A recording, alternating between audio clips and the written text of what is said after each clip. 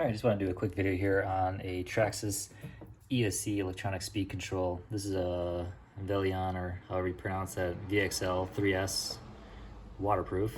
It's probably key here. I bought this offline because I was like, oh, these might be fun to repair. So, and plus I've been getting into some micro soldering. But here you can see the damage part, but the problem is this is all epoxied. This whole bottom piece is basically epoxied into the shell here. So the top part just actually comes off with clips, but you can actually see they had epoxy up into the heatsink, unless that melted from here. But just from the weight of it too, you can tell that whole bottom piece is just all epoxied. So I'll salvage some plugs off here.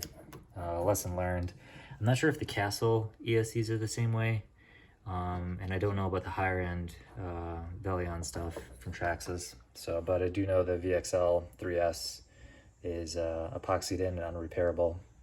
So, and I know there's people who probably said they can get that out of there and get the epoxy off and such, but it's just not worth the time to me.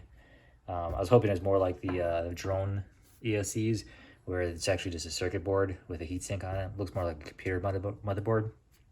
And those would be nice to pull the MOSFETs off or whatever blew up and then fix it. But this is unfixable in my book. Let's do something cool right here. I'm gonna cut this in half and then we'll see what it looks like on the inside. All right, so here we go. That's what's inside the Traxxas ESC.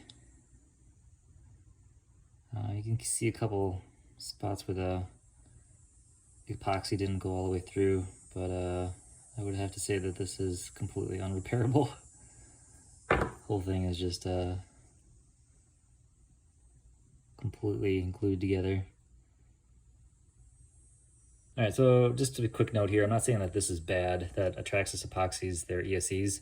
It's just, it does make them unrepairable. So just a quick test here to see if your ESC is good or not. You should be able to plug it in and at least get some sort of light out of here. If you get no lights, it's kind of a bad sign. But if you do have a light that's red flashing or something along those lines, what you can do is just test the continuity between the wires. So what we have is a diode, multimeter and diode, or continuity test. So if I touch these leads together, I get noise. So what you can do is actually just stick it in this one. It's a real hard one-handed here.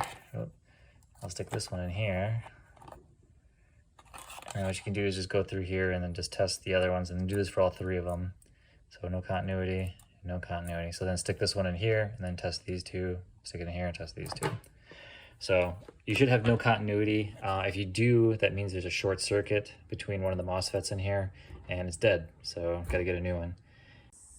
So anyway, thanks for watching. Subscribe if you want to see more random stuff from my garage. See ya.